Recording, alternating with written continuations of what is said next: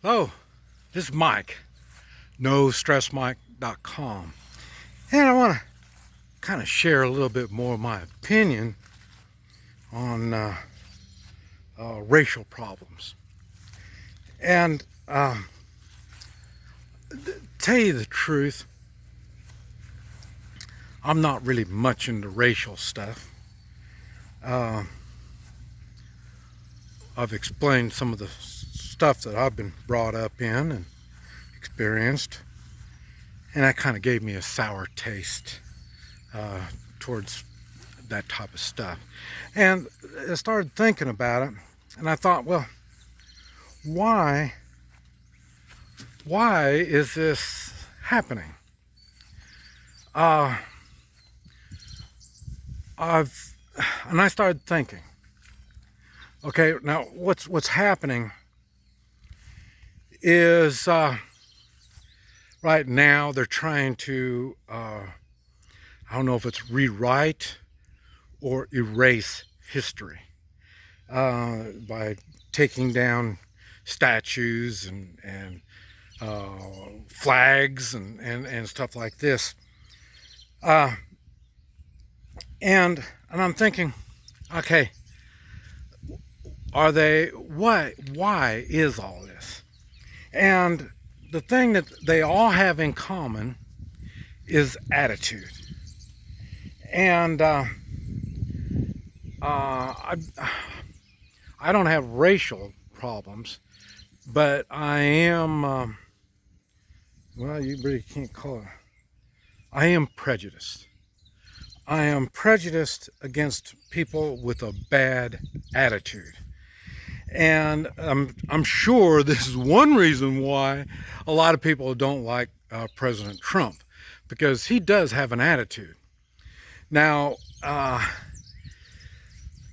bad attitude.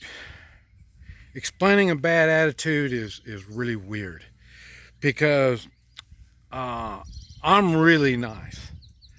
I love people. I get along with people, and but my attitude really changes when I am confronted with people with a bad attitude. That's the main reason why I'm so much against the BLM, the black people, whatever. What is that? Black Lives Matter. Yeah. I'm really against, and the thing is, they are promoting an attitude.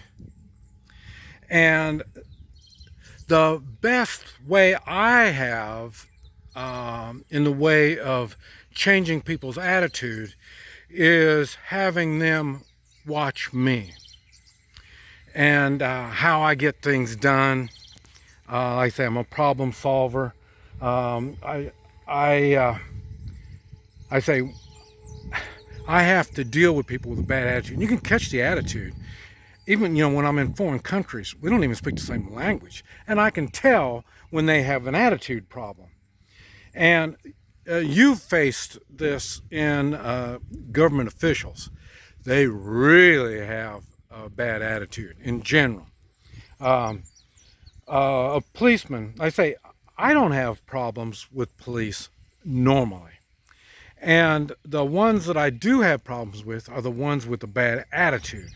Now, I'll tell you, as you get older, the people with the bad attitude they're less likely. And I'm thinking, but I'm trying to think, how come I had problems, more problems when I was younger than when I got older? And the thing is, I had an attitude, bad attitude. And, okay, I hate to bring it up again, but in the Marines, in the jungle, you're going to die. If you have a bad attitude, it's a whole lot easier to get through the situation.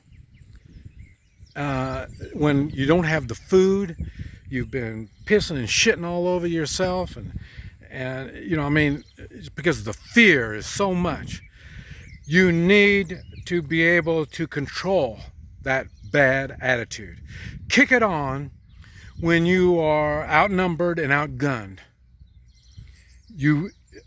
It's the ones with the, well, that's a strong attitude. Well, that's a bad attitude. But it was bad.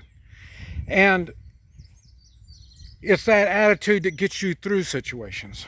I've told you I've had businesses, been self-employed all my life. And it's the same thing. If I was to allow all the government agencies, all the bureaucrats, if I was to allow them to bring their attitude to me and dump their crap off on me, I wouldn't be in business. That's why most people are out of business. And the thing is, they're backed by the government. Those people as individuals are gutless and spineless. And I've met them when I was in the Marines. The same thing. I don't know how many of them, they've got a higher rank than me. They've been in longer than me. And they're going to tell me what to do. And that's the only reason, is they've got a higher rank and they've been in longer than me. Now, that changes when you're in combat. Or at least the combat I was in. I don't care how long you were in. You look to see who performs the best, and you listen to him. And sometimes you have to use a bad attitude when you want people to do a certain thing, and they know they're going to die, but they have to do it anyway. You have to use a bad attitude on them to get them to do what they have to do, or we're all going to die. That's what happens in combat. So, I mean, so I came across my bad attitude, I think, in a just reason. But to promote your attitude is not a good thing. And now I look at races. I do look at them because they have different traits. There's different things about them. I couldn't understand why in Central America, why they don't have the freedoms as we do in the United States. And when they were born, they were brought up, people telling them they don't have these freedoms, and they don't tell them things are going to be tough. They tell them, you be a servant. You just do as you're told, and everything's going to be okay. And that's what I'm saying. That's what people do. They do as they're told. I don't understand that. You can see that in my videos. I'm amazed when I find people doing as they are told. That is the most stupidest thing, and it has nothing to do with personal responsibility. And the thing is, and I've mentioned, I believe in the Constitution. And that is higher, much more authority, much more meaningful than that bureaucrat that's telling me, comes into my restaurant and tells me that we have to wear gloves. I'm not going to wear gloves. I've been in the restaurant business. I know how it works. They went to school to learn to be some kind of something or another. And now they think they know more than me. And it doesn't work. And I give them hell. We had problems the whole time I was in the business. And matter of fact, when I left the business, the reason I left the business is I was to the point I was using force. Now, it wasn't force like really hurting people or stuff, but I'd grab them by the arm. You know, you don't like anybody touching you, right? Okay. Well, they come into my restaurant and they start telling me what to do. I grab their arm and then I walk them to the door, and then outside the door, I just let them go. And they would get hostile. They'd get pissed. And then I would have to go through their supervisors. And now eventually you're going to get somebody smart. It's just like police stop you. He's acting like a fool. And I've made videos talking about it. And what you do is you ask for their supervisor. because this is a young, foolish person that doesn't really understand what's going on. You want somebody a little more knowledgeable. And I mentioned that they got me, and I had to go through 5 supervisors and the bomb squad to get out of my problem. And they held me for like 3 hours. We went through all this kind of stuff, and then finally they let me go. And that's because it took that many supervisors to find someone that had some sense. And in other words, what you're dealing with is stupid people. I've noticed it comes about for every 50 or 60 years, racial problems get out of hand. I've mentioned about what it was when I was a kid. It's getting ready to happen again. And that's because we are being force-fed by the BLM people that we have to like them. We have to accept their attitude. Even I heard they have some football players that said, no, I want you to come see me because I'm a proud black person. You know, when no, I don't want to entertain you. It's the idea I'm a black person. So, you know, I mean, that sounds pretty racial to me. So they're pushing their racial crap on others. That's an attitude. And that's what I'm saying. It's the attitude that you need to watch for.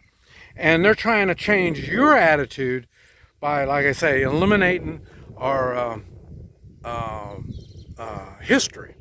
And they find weak politicians, and they don't even have the guts or the attitude to stand up and let these people understand the system works one step at a time.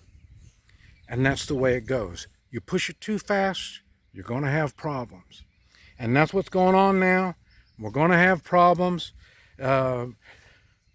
People try to say it's different things. Well, oh, it's because of President Trump, it's going to be a revolution. No, it's not. It's a bunch of stupid young people that have no experience, that don't know anything, and they get their attitude. I'm sure when you were young, you had some kind of an attitude. That's what happens. You have to learn to control your attitude. This is Mike, NoStressMike.com.